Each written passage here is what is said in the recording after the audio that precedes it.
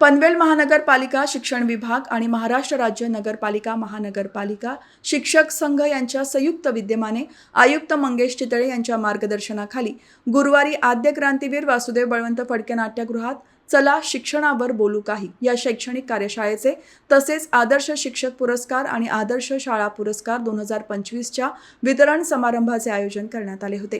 या कार्यक्रमात शिक्षणाधिकारी रमेश चव्हाण आणि शिक्षक संघाचे राज्याध्यक्ष अर्जुन कोळी यांच्या मार्गदर्शनाखाली तयार करण्यात आलेल्या विद्यार्थी शैक्षणिक प्रवास दिनदर्शिका 2025-2026 चे प्रकाशन, कार्यक्रमाचे अध्यक्ष आमदार प्रशांत ठाकूर, अतिरिक्त आयुक्त भारत राठोड या मान्यवरांच्या उपस्थितीत करण्यात आले।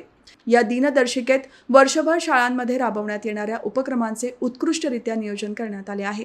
मार्गदर्शन करताना आमदार प्रशांत ठाकूर यांनी कार्यशाळेच्या आयोजनाबद्दल शिक्षण विभागाचे कौतुक केले। त्यांनी विद्यार्थी शैक्षणिक प्रवास दिनदर्शिका 2025-2026 च्या उपक्रमाचे भरभरून कौतुक करत पुढील वाटचालीस शुभेच्छा दिल्या। मी सगळ्यात आधी या कार्यक्रमाच्या आयोजनाच्या निमित्तानं शिक्षणाच्या संदर्भातली जी कार्यशाळा आयोजित केलेली आहे या कार्यशाळेला मनपूर्वक शुभेच्छा देतो।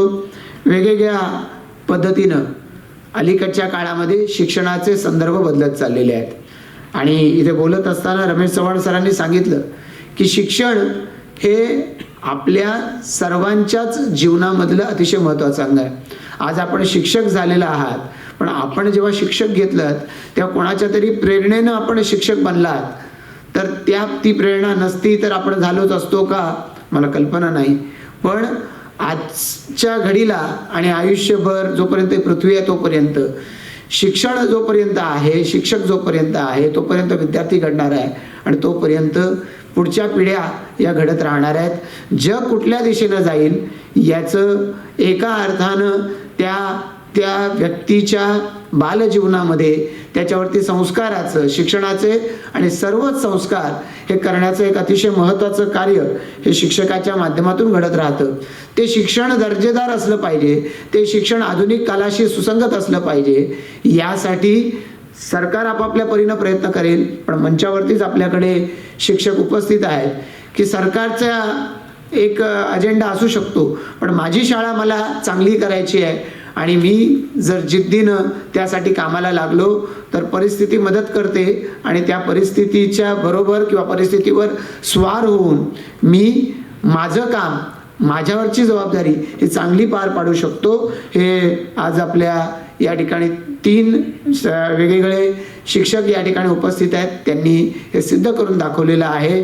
मी या ठिकाणी वारे गुरुजी असतील किंवा त्यांच्याच बरोबरीनं या ठिकाणी असलेले जाधव सर असतील, कोळीजी असतील, या सगळ्यांचं आणि ज्यांना पुरस्कार मिळतोय त्या सगळ्यांचंच या निमित्तानं मनपूर्वक अभिनंदन करतो। यावेळी शिक्षणाधिकारी रमेश चव्हाण, सहाय्यक आयुक्त रुपाली माने, माजी महापौर कविता चौतमल, माजी उपमहापौर चारुशीला घरत, गट शिक्षणाधिकारी सीताराम मोहिते, कार्यशाळेचे मार्गदर्शक तज्ज्ञ बालाजी जाधव, दत्तात्रय वारे, अर्जुन कोळी, इरफान इनामदार, सुजित म्हात्रे, शुभांगी चव्हाण, वैभव पाटील, वैशाली पाटील, उपशिक्षिका सुजित म्हात्रे यांच्यासह मान्यवर उपस्थित होते।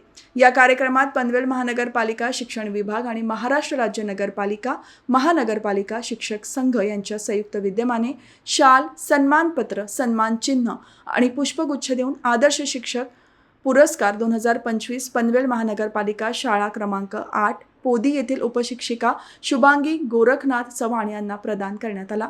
प्रेरणादायी शिक्षणाधिकारी पुरस्कार पनवेल महानगरपालिका शिक्षणाधिकारी रमेश चव्हाण यांना, तर विशेष कार्य शिक्षक पुरस्कार 2025 धाकटा खांदा येथील शिक्षिका ज्योत्स्ना उमेश भरडा यांना देण्यात आला।